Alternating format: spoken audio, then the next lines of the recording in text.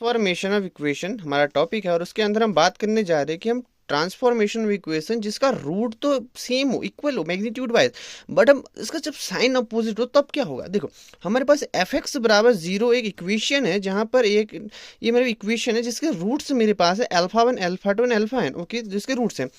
तो इसको अगर हम फैक्टर फॉर्म में लिखें तो ये बन जाएगा A X minus alpha one X minus alpha two up to X minus alpha N.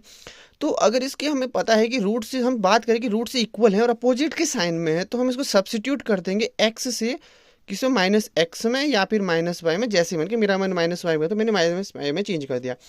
तो जैसे मैंने माइनस वाई किया तो मेरा इक्वेशन चेंज होकर बन जाएगी ए नॉट वाई की पावर माइन with negative y to the power n a one negative y N minus one up to यहाँ तक एन तक जाएगा ए एन।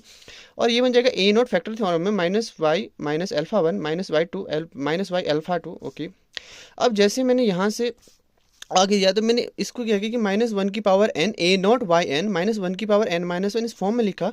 और यहाँ पे मैंने माइनस कॉमन लेने के बाद ये बन जाएगा y alpha plus one Y plus alpha two up to n. तो अब देखो मेरे पास यहाँ पे दो केस बन रहे हैं। पहला केस अगर एन इवन हो जाए तब क्या होगा और एन ऑड हो जाए तब क्या होगा। जब मैंने कहा कि एन इवन होगा तब देखो ये वाला पूरा हिस्सा पॉजिटिव बनेगा, ये वाला नेगेटिव, क्योंकि मेरे इवन में से घट रहा है। यहाँ पे इवन में से दो घट रहे हैं यानी कि टू एन बोले तो सेम ही आएगा, इवन ही आएगा। तो ये से यहाँ पे चाहिए हुआ और यहाँ पे तो पॉजिटिव बन गया क्योंकि इवन था, तो माइनस वन की पावर इवन तो प्लस हो गया। हाँ, तो इसकी वजह से मेरा जो ओवरऑल इक्वेशन बनी एफ एक्स मेरे पास जो ओवरऑल बना ये बना positive A N negative A one N positive coefficient को देखो तो यहाँ पे ये बना, ठीक हो गया। अब जब मैंने कहा कि जब एन ऑड हो जाए तब क्या होगा, जैसे मेरा एन ऑड हुआ तो ये बना नेगेटिव, ये बना पॉजिटिव, क्योंकि ओवरऑल नेगेटिव वजह से नेगेटिव बना, नेगेटिव में से घट रहा है ऑड में से तो पॉजिटिव इवन हो गया, इसमें से पॉजिटिव बना, ये वाला हिस्सा नेगेटिव बनेगा और ये वाला हिस्सा पॉजिटिव बना, ये वाला नेगेटिव बना। अब मैं इसको पूरा काम करने के लिए मैंने यहाँ से नेगेटिव को कॉमन लिया। जैसे मैंने कॉमन लिया तो ये वाला हिस्सा बन गया नेगेटिव पॉजिटिव, ये वाला नेगेटिव पॉजिटिव और ये वाला हिस्सा नेगेटिव।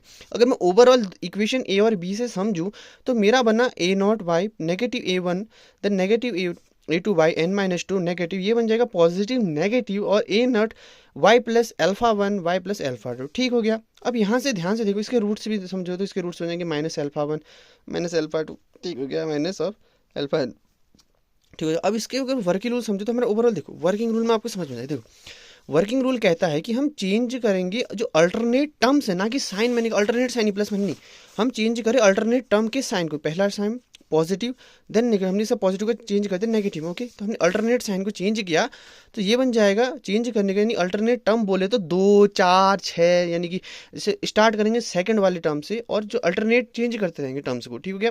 तीसरे को पॉजिटिव नेगेटिव है तो दूसरा पॉजिटिव सेम रहेगा दूसरा वाला, देन थर्ड वाला अगर अल्टरनेट जो चेंज हो जाएगा, ठीक हो गया।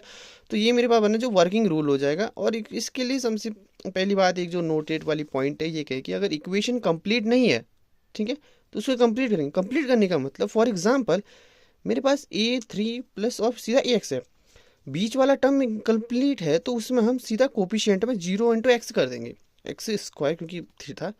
तो ये ओवरऑल क्या होता है हमारे पास वर्किंग रूल, ओके।